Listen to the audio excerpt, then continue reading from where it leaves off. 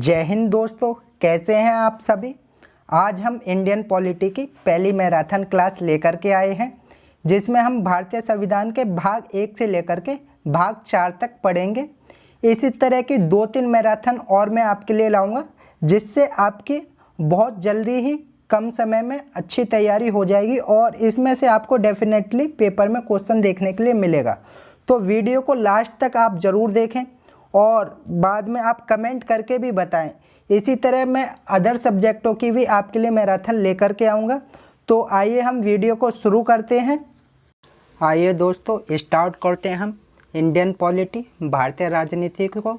तो भारतीय संविधान का जो मूल रूप था उसमें हमारे 22 भाग थे तथा अनुच्छेद हमारे 395 थे और अनुसूचियाँ कितनी थी? 8। तो सीधे सीधे पेपर में क्वेश्चन बन जाता है हमारे कि भारतीय संविधान के मूल रूप में कितने 22 भाग थे, तो 22 इसका आंसर हो जाएगा। अनुच्छेद कितने थे? तो इसका 395 हो जाएगा। और अनुसूचियाँ कितनी थी? तो 8 इसका आंसर हो जाएगा। लेकिन वर्तमान में संविधान के 25 भाग हैं और अनुच्छेद हमारे 465 प्लस हो चुके हैं। और अनुसूचियाँ कितनी हैं हमारी वर्तमान में? तो 12 हैं। भाग 1 की बात करें हम तो संघ एवं उसके राज्य क्षेत्र के बारे में बात की गई है, जो कि आर्टिकल 1 से लेकर के 4 तक बताया गया है। आर्टिकल 1 हमारा कहता है भारत राज्यों का क्या है? एक संघ है, यानी यूनियन है। अब यूनियन हमारा कितने 3 प्रकार का होता है। जैसे कि पहला होता है हमारा कॉन्फेडरेशन, जिसे परिसंघ कहते हैं। इसमें क्या होता है, राज्य जो है अलग हो सकते हैं। जैसे कि हमारा सोवियत संघ था, पहले इसे सोवियत संघ कहा जाता था, लेकिन इसके जो राज्य टूट गए उसके बाद में सब बिखर गए और रूस वगैरह सभी अपने अपने अलग राज्य बन गए। दूसरा होता है हमारा फेडरेशन संघ। इसमें क्या होता है, इसमें जो है राज्य एक एग्रीमेंट के तहत जुड़े होते हैं। जैसे कि अमेरिका में जो राज्य हैं वह एक एग्रीमेंट के तहत अमेरिका के साथ जुड़े हुए हैं। तीसरा होता है हमारा यूनियन संघ। इसमें क्या होता है, राज्य जो है कभी भी अलग नहीं हो सकते। जैसे कि हमारा भारत है, इसमें कभी भी हमारे जो राज्य हमारे भारत से अलग नहीं हो सकते हैं। आर्टिकल 2 की बात करें हम तो संसद विदेशी राज्यों को मिला सकती है। आर्टिकल 2 हमारा क्या कहता है कि संसद जो है विदेशी राज्यों को मिला सकती है। जैसे कि एग्जाम्पल हम लेते हैं, 16 मई 1975 को सिक्किम को भारत में मिला लिया गया। इससे पहले सिक्किम क्या था? एक स्वतंत्र देश था। 35वें संविधान संशोधन 1974 के द्वारा इसे सबसे पहले क्या बनाया गया? तो सह राज्य बनाया गया। सबसे पहले इसे क्या सह राज्य बनाया गया। और उसके बाद 36वें संविधान संशोधन 1975 के द्वारा इसे पूर्ण राज्य बना दिया गया। तो हमारा पेपर में क्वेश्चन आ जाता है कि सिक्किम को पूर्ण राज्य का दर्जा किस संविधान संशोधन के द्वारा दिया गया? तो 36वें संविधान संशोधन 1975 के द्वारा। इसमें आर्टिकल 2 का को स्पेशल रूप से जोड़ा गया। आर्टिकल 3 की बात अगर हम करते हैं तो यह क्या कहता है? यह कहता है संसद वर्तमान राज्यों की सीमा में परिवर्तन कर सकती है, उसका नाम बदल सकती है तथा नए राज्यों को गठन भी कर सकती है। इसमें राज्य की अनुमति लेना अनिवार्य नहीं होता है। एग्जाम्पल से देखें हम, जैसे कि मध्य प्रदेश से छत्तीसगढ़ को 1 नवंबर 2000 को अलग कर दिया गया। यूपी से उत्तराखंड को 9 नवंबर 2000 में अलग कर दिया गया और बिहार से झारखंड को 15 नवंबर 2000 को अलग कर दिया गया। आर्टिकल 4 की बात करें हम तो जब संसद अनुच्छेद 2 का प्रयोग करेगी, यानी किसी विदेशी राज्य को मिलाएगी, या अनुच्छेद 3 का प्रयोग करेगी, यानी किसी राज्य को तोड़ेगी या उसका नाम चेंज करेगी, तो उसके लिए राष्ट्रपति की अनुमति की ज़रूरत नहीं होगी, क्योंकि इसे अनुच्छेद 368 से क्या रखा गया है? बाहर रखा गया है। जिस अनुच्छेद को 368 में रखा जाता है उसमें राष्ट्रपति के हस्ताक्षर जरूरी होते हैं।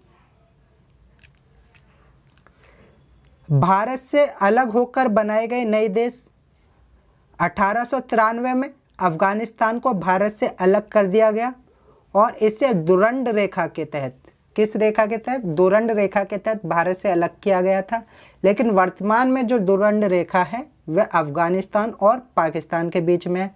1935 में बर्मा यानी म्यांमार को भारत से अलग कर दिया गया और 1947 में पाकिस्तान को भारत से अलग कर दिया गया। रेड क्लिफ रेखा भारत और पाकिस्तान के बीच में है। भारत और बांग्लादेश के बीच में जो बॉर्डर है उसे हम जीरो लाइन के नाम से जानते हैं। किस नाम से जानते हैं? तो जीरो लाइन। सीधा सीधा क्वेश्चन हमारा आ जाता है कि भारत और बांग्लादेश के बीच में जो बॉर्डर है उसे किस नाम से जाना जाता है? तो जीरो लाइन के नाम से। स्वतंत्रता के बाद 1947 में देशी रियासतों का क्या हुआ? तो अंग्रेजों ने रियासतों को 3 विकल्प दिए। पहला, वह पाकिस्तान में मिल जाए, दूसरा भारत में मिल जाए, या तीसरा स्वतंत्र देश बना ले। स्वतंत्रता के बाद समय भारत में कितनी 552 रियासतें थी, जिसमें सरदार पटेल, वीपी मेनन तथा लॉर्ड माउंटबेटन ने 549 देशी रियासतों का विलय सहमति द्वारा भारत में करा दिया। लेकिन 3 रियासतें जो थी उन्होंने विद्रोह कर दिया। कौन कौन सी थी? तो हैदराबाद, इसे ऑपरेशन पोलो द्वारा या कहीं पुलिस कार्रवाई द्वारा भारत में मिलाया गया। दूसरी थी जूनागढ़, इसे जनमत संग्रह द्वारा भारत में मिलाया गया क्योंकि यहाँ पर जो जनसंख्या थी वो ज़्यादातर हिंदू थी और राजा जो था मुस्लिम था। और तीसरी थी हमारी जम्मू कश्मीर, इसे विलय पत्र के द्वारा 26 अक्टूबर 1947 को भारत में मिला लिया गया। यहाँ के जो राजा थे वो हरि सिंह थे, उन्होंने विलय पत्र पर हस्ताक्षर किए और हरि सिंह का जो मंत्री था उसका नाम क्या था? शेख अब्दुल्ला था। इन सभी रियासतों को भारत में मिलाकर भारत को 4 राज्यों ABCD ग्रुप में बांट दिया गया। ए ग्रुप में 9 राज्य थे जिसे ब्रिटिश प्रोविंस या ब्रिटिश के अधीन राज्य कहा जाता था। बी ग्रुप में भी 9 राज्य थे जिसे प्रिंसली स्टेट या देशी रियासतें कहा जाता था। सी ग्रुप में भी 10 राज्य थे, इसमें कमिश्नर, इन्हें क्या कहते थे? कमिश्नरी स्टेट कहते थे। जो बड़े बड़े शहर थे जैसे कि हमारा कोलकाता हो गया, मुंबई हो गया, दिल्ली हो गया, इन्हें कमिश्नरी स्टेट कहा जाता था। ये सी ग्रुप में थे। डी ग्रुप में केंद्र शासित राज्य को, अंडमान निकोबार को इसमें शामिल किया गया। राज्यों के गठन की बात करें तो हम सबसे पहले एस.के. धर आयोग बनाया गया। कब बनाया गया? तो 1948 में। इसने क्या है? भाषा के आधार पर राज्य के गठन का विरोध किया। क्या किया? विरोध किया। फिर JVP समिति बनाई गई जिसमें जवाहरलाल नेहरू, V.C. वल्लभ भाई पटेल और P.C. पट्टाभी सीतारमैया थे। भाषा के आधार पर इन्होंने भी राज्य के गठन का क्या किया? विरोध किया। तो वहाँ पेट्टू श्रीरामुलु एक व्यक्ति थे, उन्होंने 1952 में तेलुगु भाषा के आधार पर अलग राज्य के गठन के लिए एक आंदोलन शुरू कर दिया, भूख हड़ताल शुरू कर दी और 56 दिन बाद इनके क्या हो जाती है? मृत्यु हो जाती है। तो जिससे सरकार पर बहुत दबाव बनता है। तो फिर दबाव में आकर के सरकार आंध्र प्रदेश को 1 अक्टूबर 1953 में भाषाई आधार पर गठित पहला राज्य घोषित करती है। भाषा के आधार पर पहला राज्य कौन सा बना हमारा? तो आंध्र प्रदेश बना। इसके लिए फजल अली आयोग का गठन किया गया जिसके 3 सदस्य थे। 1953 में इसका गठन हुआ और 1956 में इसने क्या है? अपनी रिपोर्ट पेश की जिसके तहत 14 राज्य और 6 केंद्र शासित प्रदेश बनाए गए। फजल अली आयोग के जो 3 सदस्य थे उनके नाम कभी कभी पूछ लेता है, तो नाम क्या क्या थे? पहला था फजल अली, दूसरे थे KM पणिक्कर और तीसरे थे HN कुंजरू। कौन कौन हो गए? फजल अली, KM पणिक्कर और HN कुंजरू। 1956 में संविधान में 7वां संविधान संशोधन किया गया जिसके आधार पर राज्यों के गठन को कानूनी मान्यता प्राप्त कर दी गई। सबसे पहले पेप्सू यानी Punjab and east Patiala state को तोड़ा गया। इसके लिए शाह आयोग का गठन किया गया। कौन सा शाह आयोग? कब किया गया? 1966 में। जहां हिंदी ज़्यादा बोली जाती थी उसे हरियाणा बना दिया गया, जहां पंजाबी ज़्यादा बोली जाती थी उसे पंजाब बना दिया गया, और जो पर्वतीय क्षेत्र था उसे हिमाचल प्रदेश बना दिया गया, और जो विवादित था उसे चंडीगढ़ यानी केंद्र शासित प्रदेश बना दिया गया।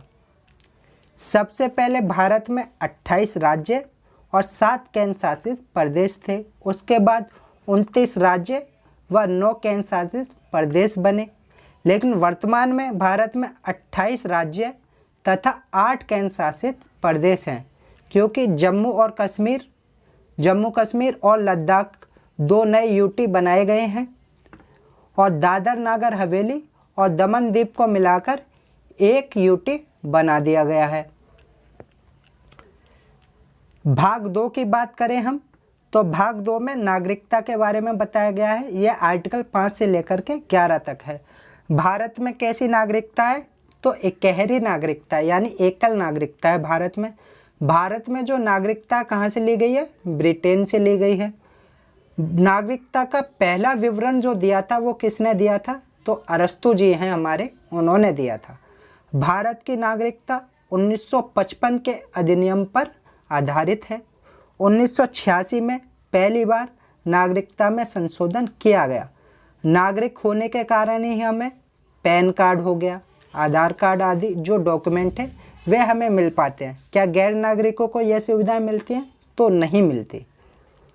आर्टिकल 5 की हम बात करें तो संविधान के प्रारंभ में दी गई नागरिकता की बात ये करता है। आर्टिकल 6 की बात करें हम तो पाकिस्तान से भारत में आए लोगों को नागरिकता प्रदान की जाएगी। इसके तहत यदि वे संविधान बनने के बाद आएंगे तो उन्हें नागरिकता नहीं दी जाएगी। इसमें हमारा परमिट रूल लागू कर दिया गया था। परमिट रूल कब लागू किया गया था? तो 19 जुलाई 1948 को। आर्टिकल 7 की बात हम करें तो भारत से पाकिस्तान चले गए ऐसे व्यक्ति जो संविधान बनने से पहले भारत लौट आए, उन्हें भी नागरिकता जो है दी जाएगी। यह प्रावधान किया गया किसके तहत? आर्टिकल 7 के तहत।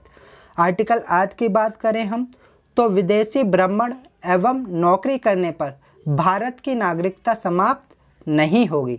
जैसे कि आप विदेश में घूमने जाते हैं या नौकरी करने जाते हैं तो क्या भारत की नागरिकता चली जाएगी? नहीं, आप भारत के नागरिक रहेंगे। आर्टिकल 9 की बात हम करें तो विदेशी नागरिकता लेने पर भारत की नागरिकता समाप्त कर दी जाएगी। यदि आप विदेश में जाते हैं और वहाँ की नागरिकता ले लेते हैं तो भारत की नागरिकता आपकी स्वतः ही समाप्त कर दी जाएगी, क्योंकि भारत में एक ही नागरिकता है, एकल नागरिकता। आर्टिकल 10 की बात करें हम तो भारतीयों की नागरिकता तब तक बनी रहेगी जब तक कि वे कोई देश विरोधी कार्य नहीं करते। आप अगर देश विरोधी कार्य करेंगे तो आपकी नागरिकता जा सकती है। आर्टिकल 11 की बात करें हम तो नागरिकता संबंधी कानून जो है कौन बनाएगा? संसद बनाएगी। और यह जिम्मेदारी किसे दी गई है? तो गृह मंत्रालय को सौंप दी गई है। नागरिकता प्राप्त करने की विधियां देखते हैं हम तो भारत में नागरिकता प्राप्त करने की 5 विधियां हैं। पहला, जन्म के आधार पर भारत में रहने वाले सभी बच्चों को नागरिकता दी जाएगी यदि उनके माता पिता भारत के नागरिक हों, जैसे कि हम सभी। दूसरा है हमारा वंश के आधार पर नागरिकता।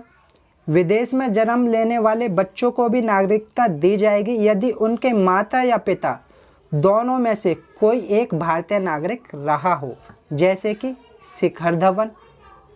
तीसरा है हमारा पंजीकरण के आधार पर नागरिकता। 7 साल लगातार भारत में रहना होगा। इसके तहत क्या होगा? 7 साल आपको भारत में रहना होगा।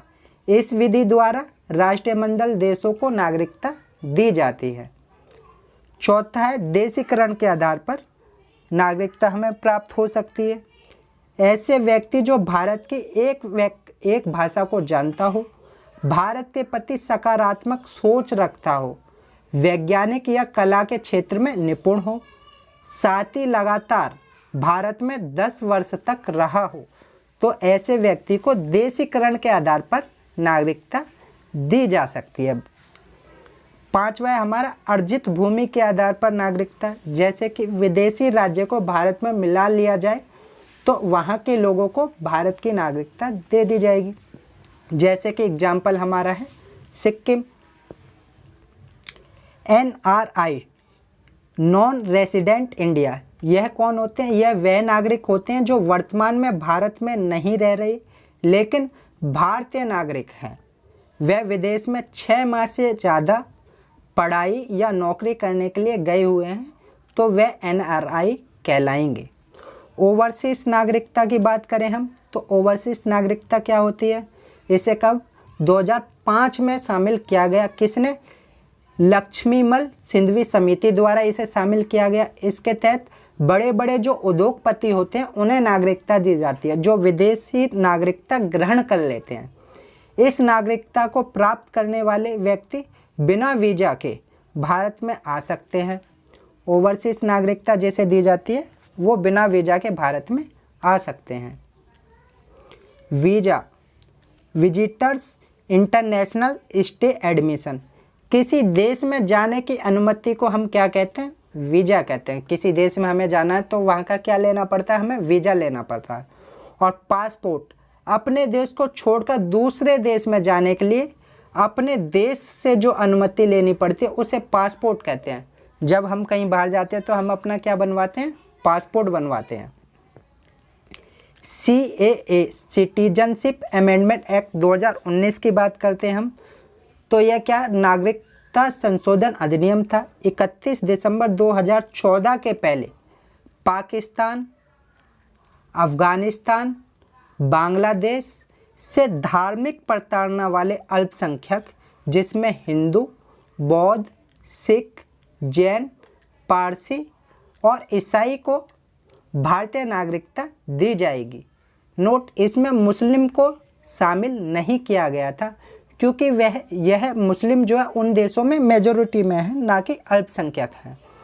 इस विधेयक के तहत नागरिकता प्राप्त करने के लिए 11 वर्ष की जगह अब केवल सिर्फ 5 वर्ष तक भारत में रहने की शर्त को मंजूरी दे दी गई। NRC national register of citizens, राष्ट्रीय नागरिक रजिस्टर की बात करें हम तो भारत के राष्ट्रीय नागरिक पंजीकरण वह पंजीकरण है जिसमें भारतीय नागरिकों के नाम हैं जो असम के वैध नागरिक हैं। यह पंजीकरण जो विशेष रूप से असम के लिए बनाया गया था। सुप्रीम कोर्ट के आदेश 2013 के द्वारा कहा गया कि 24 मार्च 1971 से पहले आए व्यक्तियों को NRC के तहत नागरिकता दे दी जाए। इसके लिए जो है 30 डॉक्यूमेंट बताए गए जिसमें से कोई एक भी अगर डॉक्यूमेंट वह दिखाता है तो उसे भारत की नागरिकता दे दी जाएगी। अगर उसके पास डॉक्यूमेंट नहीं है तो उसे 4 माह का समय दिया जाता है कि वह अपने सबूत जुटा ले, एक डॉक्यूमेंट ला करके दिखा दे। अगर वह नहीं ला पाता है तो फिर वह डिस्ट्रिक्ट कोर्ट जा सकता है। डिस्ट्रिक्ट कोर्ट में भी अगर वह प्रूफ नहीं कर पाता है तो सुप्रीम कोर्ट जा सकता है। यदि सुप्रीम कोर्ट में भी वह यह साबित नहीं कर पाता है कि उसके पास भारत की नागरिकता का एक भी सबूत है या भारत में रहने का एक भी डॉक्यूमेंट है तो फिर उसे क्या है, डिटेक्शन सेंटर में भेज दिया जाएगा। NPR की बात करें हम तो नेशनल पॉपुलेशन रजिस्टर, राष्ट्रीय जनसंख्या रजिस्टर, यह देश के निवासियों का क्या है, एक रजिस्टर है। नागरिकता अधिनियम 1955 और नागरिकता अधिनियम 2003 के प्रावधानों के आधार पर स्थानीय, ग्राम पंचायत, तहसील, राज्य और राष्ट्रीय स्तर पर तैयार किया गया। इससे जनसंख्या की क्या है, जनगणना की जाती है। भाग 3 की बात करें हम तो भाग 3 में हमारे क्या है, मौलिक अधिकार हैं, फंडामेंटल राइट। आर्टिकल 12 से लेकर 35 तक मौलिक अधिकार दिए गए हैं। तो सीधे सीधे क्वेश्चन भी बन जाता है हमारा कभी कभी कि मौलिक अधिकार हमारे किस अनुच्छेद में है, तो 12 से लेकर के 35 तक हमारे मौलिक अधिकार दिए गए हैं। मौलिक अधिकार को नैसर्गिक अधिकार भी कहा जाता है क्योंकि यह जन्म के बाद ही मिल जाते हैं। इसे मैग्ना कार्टा भी कहते हैं। यह कहाँ से लिए गए, तो USA के संविधान से लिए गए हैं। मौलिक अधिकार कहाँ से लिए गए हैं, तो यूएसए के संविधान से लिए गए हैं। आर्टिकल 12 में राज्य की परिभाषा दी गई है। आर्टिकल 13 में अल्पीकरण की बात की गई है। यदि हमारे मूल अधिकार किसी दूसरे के मूल अधिकार को प्रभावित करें तो हमारे मूल अधिकार पर क्या है, रोक लगाई जा सकती है। पहला हमारा मौलिक अधिकार कौन सा है, समानता का अधिकार है। ये आर्टिकल 14 से लेकर के 18 तक समानता के अधिकार की बात की गई है। आर्टिकल 14 में क्या कहा गया है कि विधि के समक्ष समानता की बात की गई है। विधि के समक्ष सभी समान है। यह कहाँ से लिया गया है, ब्रिटेन से। दूसरा कहा गया है कानून के समान संरक्षण। कानून के समान संरक्षण हमारा कहाँ से लिया गया है, यूएसए से। तो आर्टिकल 14 में विधि के समक्ष समानता, विधि के समक्ष सभी समान हैं तथा कानून के समान सभी को संरक्षण दिया जाएगा। आर्टिकल 14 हमारा ये कहता है। आर्टिकल 15 में जाति, धर्म, लिंग, जन्म या उसके स्थान के आधार पर सार्वजनिक स्थान, सरकारी स्थान पर किसी भी तरह का भेदभाव नहीं किया जाएगा। आर्टिकल 15 हमारा क्या कहता है, किसी भी व्यक्ति के साथ जाति, धर्म, लिंग या उसके जन्म के स्थान पर किसी तरह का भेदभाव नहीं किया जाएगा। आर्टिकल 16 हमारा क्या कहता है, आर्टिकल 16 हमारा लोक नियोजन यानी सरकारी नौकरी की समानता की बात करता है, लेकिन इसमें पिछड़े वर्ग के लिए कुछ समय आरक्षण की चर्चा की गई है, जो कि पिछड़ चुका है उनके लिए। आर्टिकल 17 हमारा अस्पृश्यता यानी छुआछूत के अंत की बात करता है। तो सीधा क्वेश्चन हमारा बन जाता है कि अस्पृश्यता का अंत किस आर्टिकल के तहत कहा गया है, तो आर्टिकल 17 के तहत।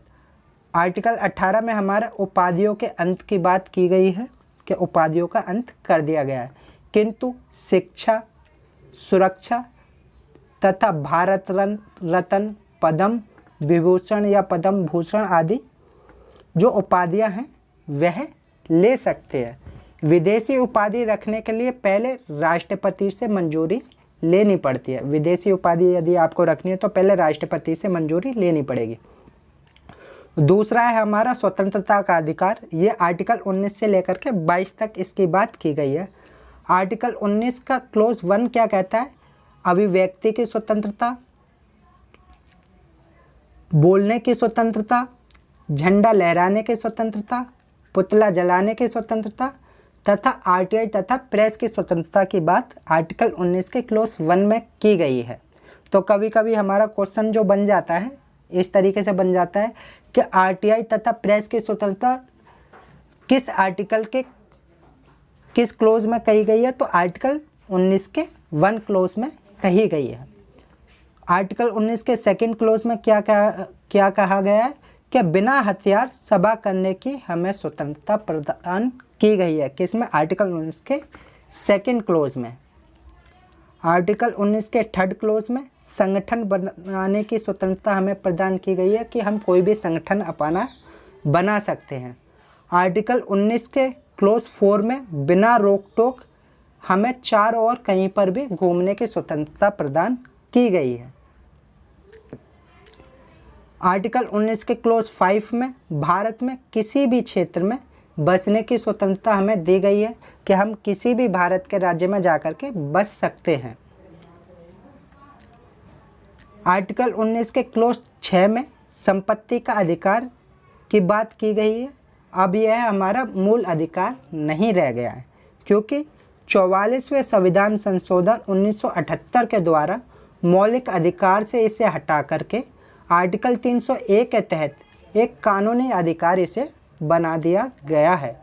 तो संपत्ति का अधिकार अब हमारा क्या है, एक कानूनी अधिकार है, ना कि मौलिक अधिकार।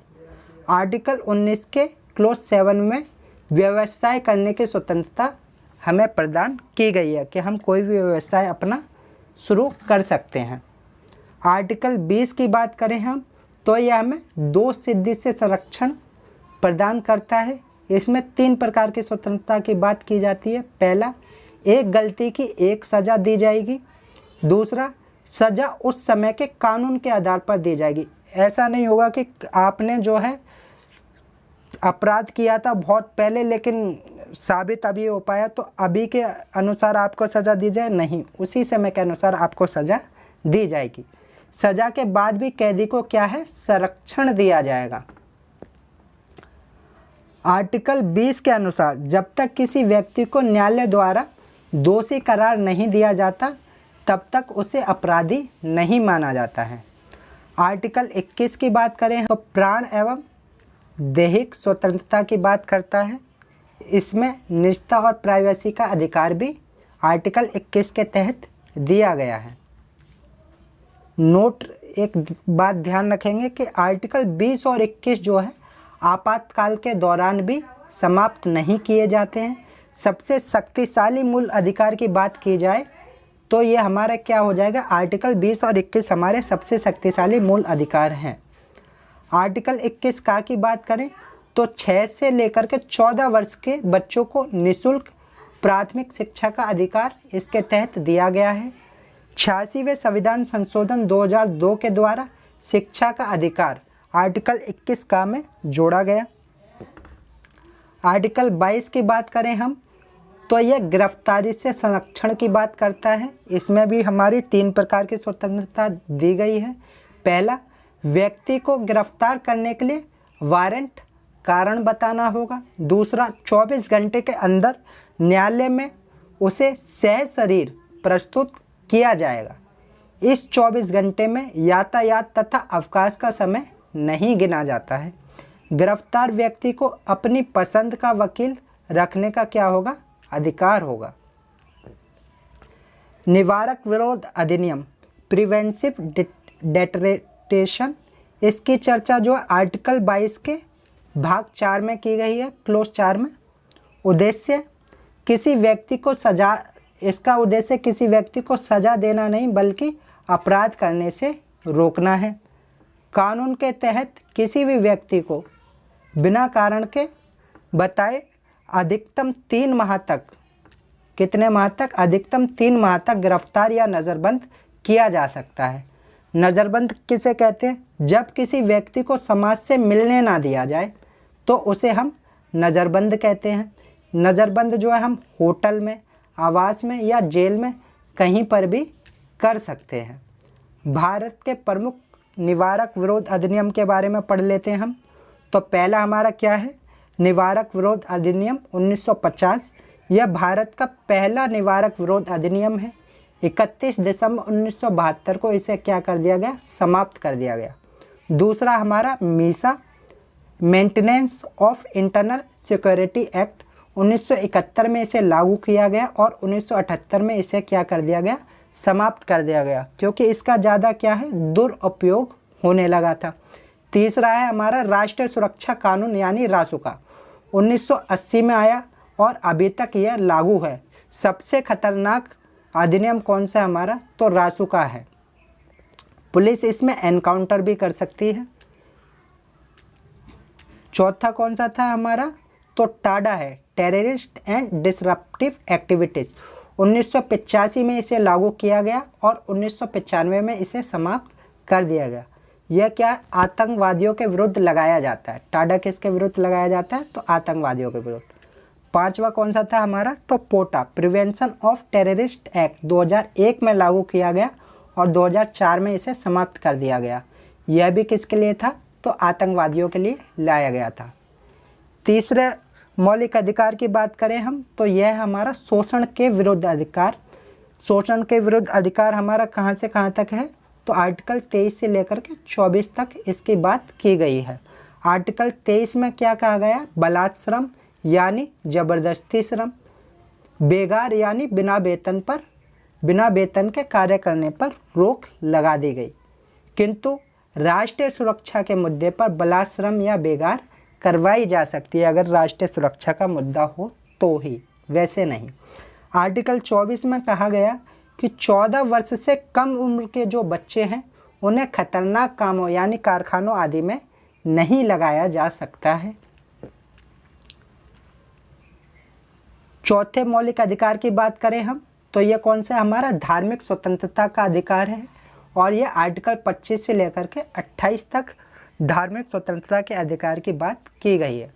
आर्टिकल 25 में अंतकरण यानी अर्थात धार्मिक स्वतंत्रता की बात की गई है। इसके अंतर्गत सिखों को कृपाण यानी तलवार, मुस्लिमों को दाढ़ी तथा हिंदुओं को टीके यानी टीका रखने का अधिकार दिया गया है। आर्टिकल 26 की बात करें हम तो सामूहिक धार्मिक स्वतंत्रता की बात यह करता है। इसी के तहत क्या है, यज्ञ, हवन तथा सड़क पर नमाज पढ़ने की अनुमति दी जाती है। किस आर्टिकल के तहत दी जाती है, तो आर्टिकल 26 के तहत सामूहिक धार्मिक स्वतंत्रता। आर्टिकल 27 की बात करें हम तो धार्मिक कार्य के लिए जो रखा गया धन है उस पर टैक्स नहीं लगाया जाता है। आर्टिकल 27 क्या कहता है कि धार्मिक कार्य के लिए जो धन रखा गया है उस पर टैक्स नहीं लगेगा। आर्टिकल 28 की बात हम करें तो सरकारी धन से चल रहे संस्थान में धार्मिक शिक्षा नहीं दी जाएगी। जो भी सरकारी धन से चल रहे हैं क्या उनमें धार्मिक शिक्षा दी जा सकती है, तो नहीं। सरकारी मदरसा जो है वो आर्टिकल 28 का उल्लंघन नहीं है। जो सरकारी मदरसा है उसमें जो शिक्षा दी जाती है वो आर्टिकल 28 का हमारा उल्लंघन नहीं है, क्योंकि वह सरकारी धन से नहीं चल रहा है। 5वें मौलिक अधिकार की बात करें हम तो ये कौन सा है, हमारा संस्कृति एवं शिक्षा संबंधी अधिकार है। आर्टिकल 29 से लेकर के 30 तक इसमें बात की गई है। तो ये अल्पसंख्यकों के लिए है। किसके लिए है, अल्पसंख्यकों के लिए। आर्टिकल 29 में अल्पसंख्यकों के हितों के संरक्षण की बात कही गई है। अल्पसंख्यक को इसकी भाषा या संस्कृति के आधार पर किसी भी संस्था में प्रवेश से नहीं रोका जा सकता है। आर्टिकल 30 हमारा क्या कहता है, अल्पसंख्यकों के शिक्षा का संरक्षण किया जाएगा। 29 में अल्पसंख्यकों के हितों का संरक्षण किया जाएगा और 30 में शिक्षा का संरक्षण किया जाएगा। अल्पसंख्यक अपनी पसंद की संस्था खोल सकते हैं और सरकार उसे इसके लिए धन भी उपलब्ध कराती है। आर्टिकल 31 की बात करें हम तो ये पैतृक संपत्ति की बात करता है। आर्टिकल 31 44वें संविधान संशोधन 1978 के द्वारा कानूनी अधिकार बना दिया गया। आर्टिकल 301 के तहत कानूनी अधिकार जो है संपत्ति के अधिकार को कानूनी अधिकार बना दिया। किस तहत, किसके तहत, तो आर्टिकल 301 के तहत। रिमार्क देखें तो आर्टिकल 19 के क्लोज 6 में जो है जो संपत्ति की बात की गई है वह अर्जित संपत्ति की बात की गई है, और आर्टिकल 31 में जो संपत्ति की बात की गई है तो वो पैतृक संपत्ति की बात की गई है। तो ये फ़र्क भी हम ध्यान रखेंगे, कभी कभी क्वेश्चन बन जाता है इससे भी। छठा हमारा क्या है, संवैधानिक उपचारों का अधिकार। आर्टिकल 32 यह मूल अधिकार को मूल अधिकार बनाने वाला अधिकार है। इसके द्वारा व्यक्ति हनन के मामले में सीधे कहाँ जा सकता है, तो सुप्रीम कोर्ट में जा सकता है। सुप्रीम कोर्ट जो 5 प्रकार की रिट या समादेश जारी करता है। इसे हम ट्रिक से याद करें तो क्या होगा इसका, बंदी पति परमेश्वर उसका अधिकार। ट्रिक क्या है, बंदी पति परमेश्वर उसका अधिकार। बंदी से हो जाएगा बंदी प्रत्यक्षीकरण, पति से हो जाएगा प्रतिषेध, परमेश्वर से हो जाएगा परमादेश, उसका से हो जाएगा उत्प्रेषण और अधिकार से हो जाएगा अधिकार प्रेक्षा। तो पहला हमारा क्या है, बंदी प्रत्यक्षीकरण। इसे इंग्लिश में हम हैबियस कॉर्पस भी कहते हैं।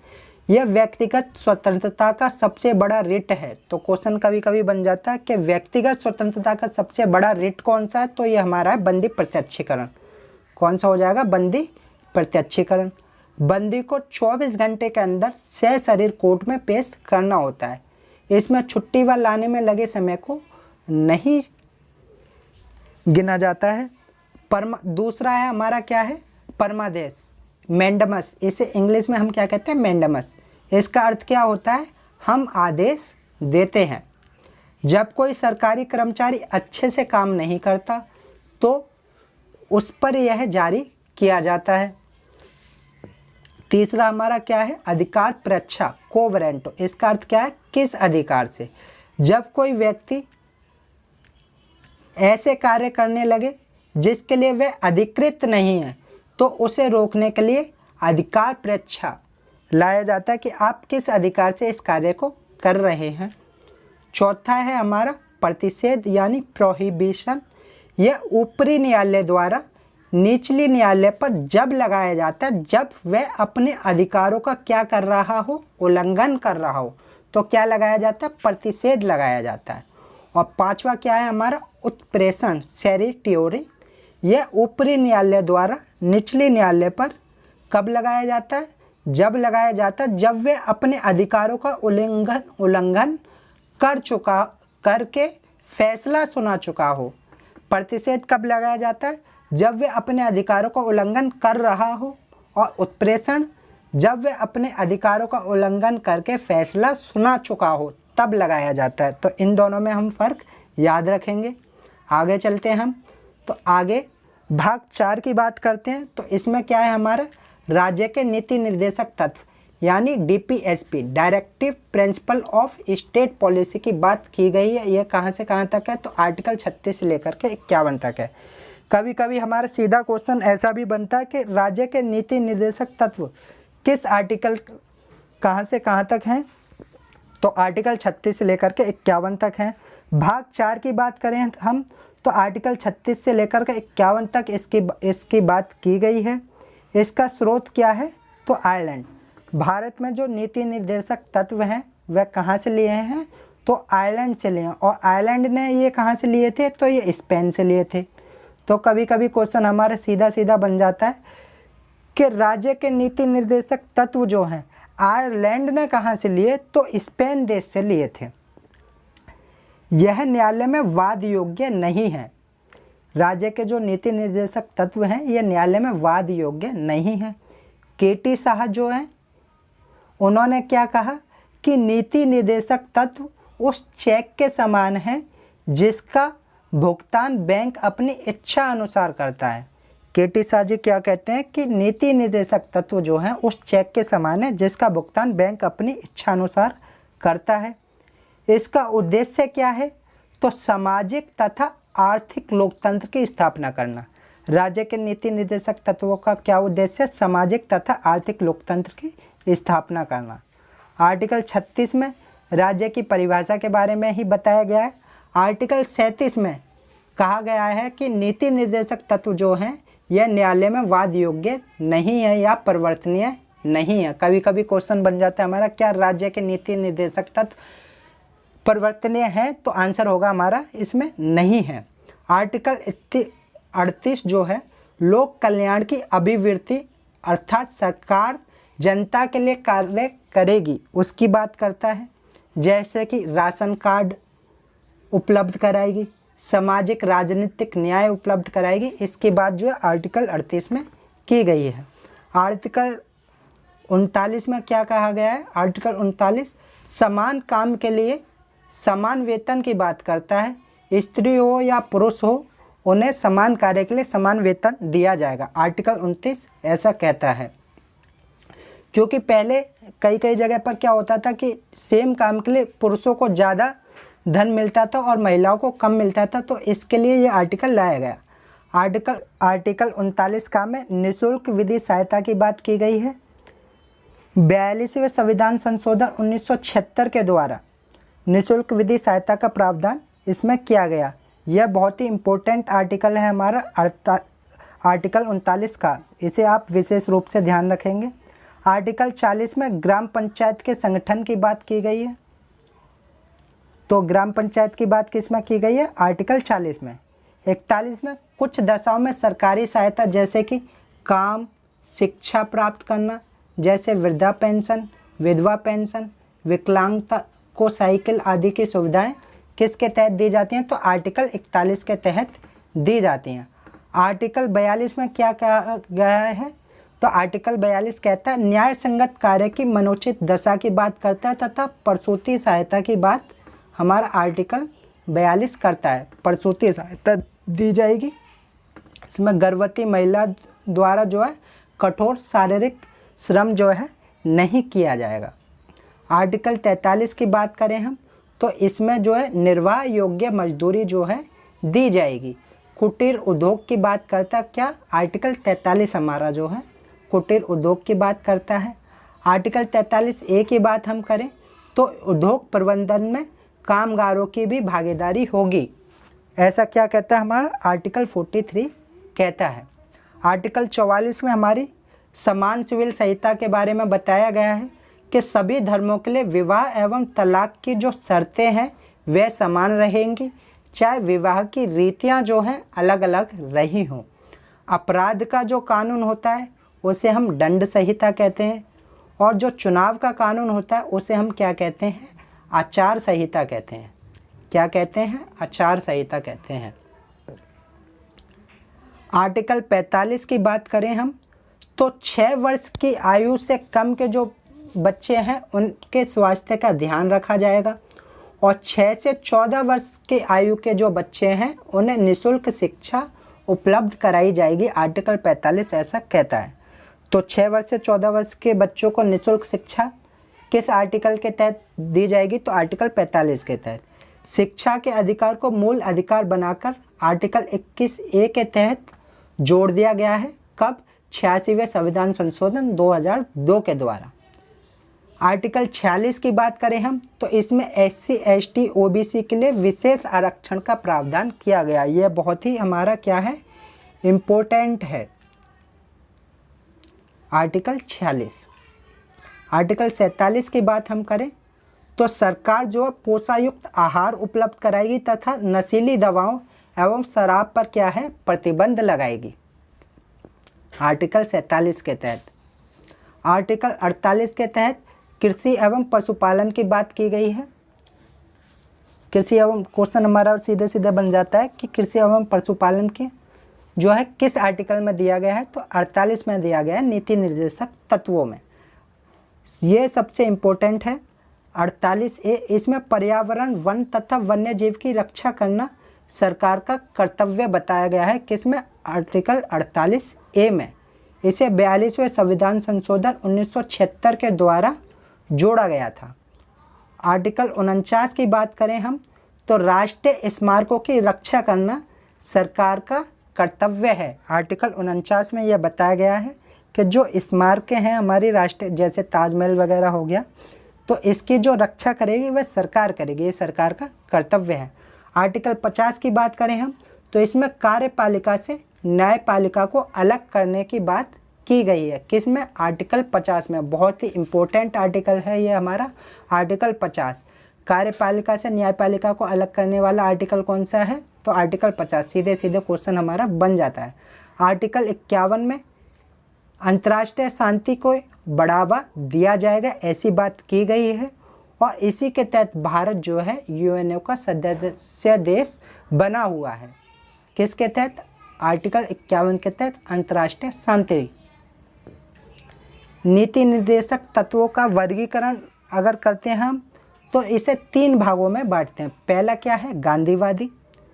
गांधीवादी जो नीति निर्देशक तत्व हैं वे कौन कौन से हमारे, तो ग्राम पंचायत, आर्टिकल 40 में दिया गया। ग्राम पंचायत जो है, गांधी जी ग्राम पंचायत की बात करते थे तो सीधा सा हमारा क्या हो जाएगा, गांधीवादी कौन सा है, ग्राम पंचायत क्या है हमारा, गांधीवादी नीति निर्देशक तत्व है।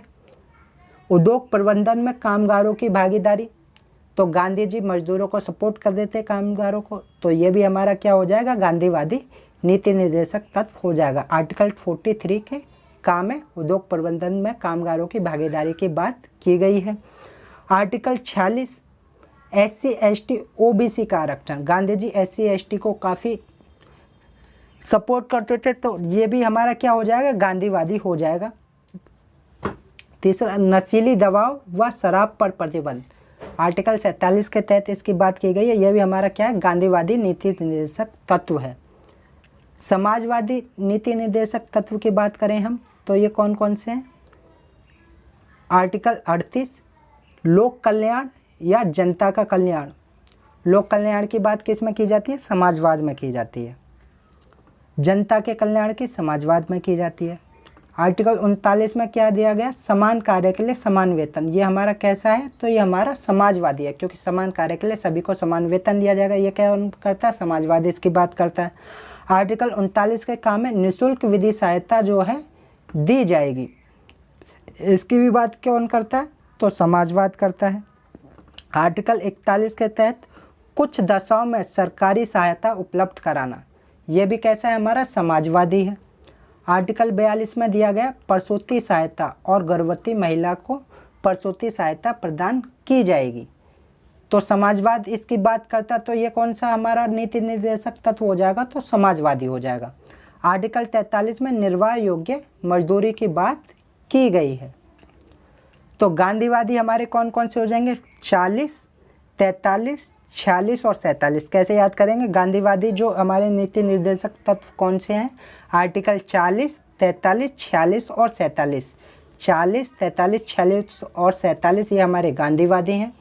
समाजवादी कौन से हो जाएंगे? हमारे 38, 39, 39 का कहा। कैसे पार्ट में डिवाइड करें?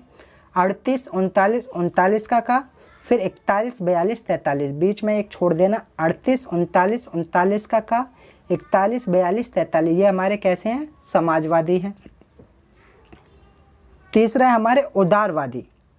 उदारवादी में कौन कौन से दिए गए हैं हमारे? तो समान सिविल संहिता, आर्टिकल 44 की बात करते हैं, समान सिविल संहिता, ये हमारा कैसा? उदारवादी नीति निर्देशक तत्व है। 45 में दिया गया 6 वर्ष से कम आयु के बच्चों के स्वास्थ्य का ध्यान रखा जाएगा तथा 6 से 14 वर्ष के बच्चों को निःशुल्क शिक्षा का अधिकार दिया जाएगा। यह आर्टिकल 45 है। ये किस में आता है? हमारा उदारवादी में आता है। आर्टिकल 48 हमारा कृषि एवं पशुपालन की बात करता है, तो ये भी उदारवादी में आता है हमारा। ये कैसा? उदारवादी नीति निर्देशक तत्व है। 48 से पर्यावरण तथा वन्य जीवों की रक्षा की बात करता है, तो ये भी हमारा किस में? उदारवादी में है। आर्टिकल 49 में राष्ट्रीय स्मारकों की रक्षा की बात की गई है, तो ये किस में आते हैं? हमारे उदारवादी में आता है। आर्टिकल 50 कार्यपालिका से न्यायपालिका को अलग करने की बात कहता है। कौन सा? आर्टिकल 50। ये भी हमारा कैसा है? उदारवादी नीति निर्देशक तत्व है। और 51 में हमारी अंतर्राष्ट्रीय शांति दी गई है, तो ये भी हमारे कैसे? उदारवादी है। तो उदारवादी के आर्टिकल कौन कौन से होंगे? याद कर लेते हैं एक बार। 44, 45 कौन कौन से? 44, 45, 48 और 48A। कैसे याद करेंगे? 44, 45, 48 और 48A, 49, 50, 51 ये हमारे क्या हैं? उदारवादी नीति निर्देशक तत्व हैं। मिनर्वा मिल मुकदमे की बात करते हैं हम, तो इसमें जो है न्यायालय ने कहा कि सरकार नीति निर्देशक तत्व तथा मूल अधिकार दोनों पर ध्यान देगी तथा न्यायालय ने कहा कि नीति निर्देशक तत्व एक लक्ष्य है और इस लक्ष्य पर पहुंचने का मूल साधन जो क्या है? हमारा मूल अधिकार है। क्या है? मूल अधिकार है। मूल अधिकार तथा नीति निर्देशक तत्वों में अंतर की बात कर लेते हैं हम, तो कभी कभी यहाँ से भी क्वेश्चन आ जाते हैं। मूल अधिकार इसे हमने कहाँ से लिया है? तो USA से लिया गया है। और नीति निर्देशक तत्व हमने कहाँ से लिए हैं? आयरलैंड से लिए हैं। यह भाग 3 में है। मूल अधिकार किस में? भाग 3 में, तथा नीति निर्देशक तत्व हमारे भाग 4 में है। मूल अधिकार जो है हमारे नैसर्गिक अधिकार हैं, यानी जन्म से ही हमें मिल जाते हैं, और नीति निर्देशक तत्व नैसर्गिक अधिकार नहीं होते, सरकार इसे लागू करने के लिए बाध्य नहीं होती है। मूल अधिकार जो है न्यायालय द्वारा परिवर्तनीय तथा वाद योग्य होते हैं तथा नीति निर्देशक तत्व जो है परिवर्तनीय तथा वाद योग्य नहीं होते। यह सरकार की शक्तियों को क्या है? घटा देता है। मूल अधिकार क्या है? सरकार की शक्तियों को घटा देता है, यानी ऋणात्मक है। और जो नीति निर्देशक तत्व हैं ये सरकार के अधिकार को बढ़ा देते हैं, यानी क्या है? धनात्मक है। मूल अधिकारों के पीछे कानूनी मान्यता होती है और नीति निर्देशक तत्वों के पीछे राजनीतिक मान्यता होती है। कौन सी? राजनीतिक। मूल अधिकार निलंबित किए जा सकते हैं और नीति निर्देशक तत्व जो है निलंबित नहीं किए जा सकते। मूल अधिकार व्यक्ति की भलाई के लिए हैं और नीति निर्देशक तत्व जो है समाज की भलाई के लिए है, ना कि व्यक्ति की भलाई के लिए। भाग 4 का की बात करते हैं हम, तो ये हमारा क्या है? मूल कर्तव्य। ये कहाँ दे रखा है? तो आर्टिकल 51A में दे रखा है हमारा मूल कर्तव्य, यानी फंडामेंटल ड्यूटी की बात करता है। 42वें संविधान संशोधन 1976 द्वारा सरदार स्वर्ण सिंह समिति की सिफारिश पर इसे जोड़ा गया। इसे कहाँ से लिया गया? तो रूस से लिया गया, रूस के संविधान से। मूल कर्तव्य हमने कहाँ से लिए हैं? तो रूस के संविधान से लिए हैं। इसे ना मानने पर दंड का कोई प्रावधान नहीं है। क्या आप मूल अधिकारों वो मौलिक कर्तव्यों को नहीं मानेंगे तो क्या इसमें आपको कोई दंड दिया जाएगा? नहीं, इसमें कोई दंड का प्रावधान नहीं किया गया। इसे भाग 4 का में अनुच्छेद 51A के तहत जोड़ा गया है। मूल संविधान में मौलिक कर्तव्य नहीं दिए गए थे, लेकिन 42वें संविधान संशोधन द्वारा 10 मौलिक कर्तव्यों को क्या है? जोड़ दिया गया। 86वें संविधान संशोधन द्वारा एक और मौलिक अधिकार जोड़ दिया गया। इसलिए वर्तमान में मौलिक कर्तव्यों की जो संख्या है वह कितनी हो चुकी है? तो 11 हो चुकी है। कितनी हो गई है? 11 हो गई है। तो 11 मौलिक कर्तव्य हमारे कौन कौन से, एक बार जल्दी से हम देख लेते हैं। पहला, संविधान का पालन करना, इसके आदर्श, संस्था, संसद, सुप्रीम कोर्ट, हाई कोर्ट, राष्ट्रीय ध्वज, राष्ट्रीय प्रतीक तथा राष्ट्रीय गान का सम्मान करना पहला मौलिक कर्तव्य है हमारा। दूसरा मौलिक कर्तव्य क्या है हमारा? राष्ट्रीय आंदोलन को प्रेरित करने वाले आदर्शों का पालन करना है। तीसरा क्या? देश की संप्रभुता, दबाव रहित शासन, एकता तथा अखंडता को बनाए रखना है। चौथा क्या है हमारा? देश की रक्षा करना तथा राष्ट्र की सेवा करना है। पांचवा मौलिक कर्तव्य हमारा देश के लोगों में नम्रता, मेल मिलाप तथा भाईचारा बनाए रखना। छठा क्या है हमारा? देश की समृद्धि तथा गौरवपूर्ण समृद्धि की रक्षा करना। सातवां क्या है हमारा? वैज्ञानिक दृष्टिकोण अपनाना। आठवां क्या है हमारा? पर्यावरण, वन्य तथा वन्य जीव की रक्षा करना। नौवां क्या? सार्वजनिक सरकारी संपत्ति की रक्षा करना। 10वां हमारा व्यक्तिगत तथा सामूहिक भलाई के लिए तैयार रहना। और 11वां हमारा बहुत ही इम्पोर्टेंट है, 6 वर्ष से लेकर के 14 वर्ष के बच्चों के अभिभावक को का यह कर्तव्य हो जाता है कि वे अपने बच्चों को प्राथमिक शिक्षा उपलब्ध कराएं।